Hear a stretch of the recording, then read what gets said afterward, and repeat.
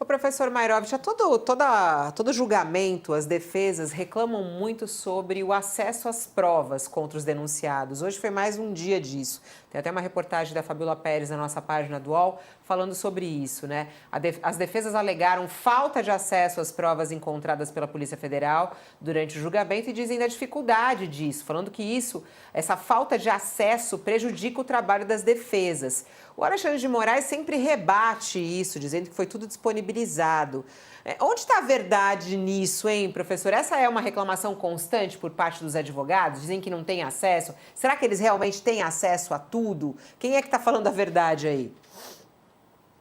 Olha, não dá para a gente concluir isso sem um exame atento, de caso a caso, de alegação a alegação, à luz do processo, à luz dos autos. A defesa vem reclamando já há muito tempo sobre isso. Mas para que isso fique caracterizado, tem que ter um prejuízo real, efetivo. Então, as respostas do ministro Moraes, ele diz que deu acesso a tudo e que, portanto, não há prejuízo algum. Mas isso tem que ser examinado com uma lupa, caso a caso.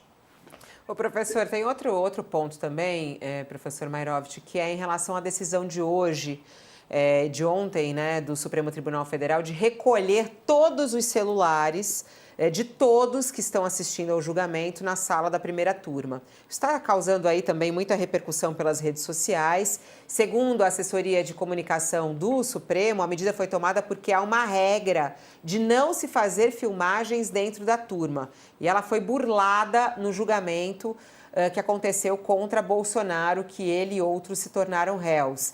Além disso, o ministro Alexandre de Moraes proibiu o Felipe Martins, que é um dos alvos de hoje, de fazer gravações ou ser filmado no local. E aí esses celulares foram lacrados já na entrada do prédio do STF. Quem quiser falar ao telefone, por exemplo, precisa sair da sala e depois colocar o aparelho de volta nesse envelope que é lacrado antes de retornar.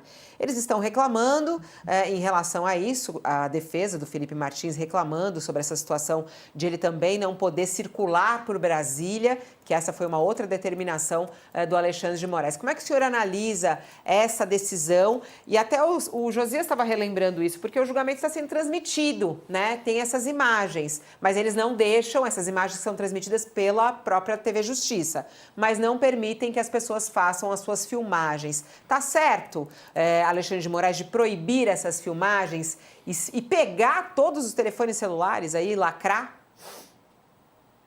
Olha, está inclusive no regimento do Supremo o poder de polícia, que é o quê? De manter a ordem, de não deixar que ocorram confusões. Então, o Supremo bem agiu ao impedir, por exemplo, celulares. Veja, Fabiola, é da boa disciplina, porque tem gente que não tem educação mínima, infelizmente. É da boa disciplina, evita tumulto. Tivemos um probleminha aí do som com o professor. Walter Mairovich. E mesmo comentando não, teve uma falha no WhatsApp que havia recebido. Eu estou sem seu retorno, Fabiola. Não, agora voltou? Agora câmera, voltou, professor? Para todo mundo. É uma confusãozinha que acontece, mas a gente está te ouvindo agora, professor. Só conclui essas últimas duas frases aí. Então, veja, o próprio Alexandre de Moraes viu e sentiu e falou, e até indevidamente ele reclamou e se opôs a mensagens do WhatsApp. Então, mas internamente, no ambiente de julgamento, eu acho que agiu bem o Supremo. Esse é um primeiro ponto.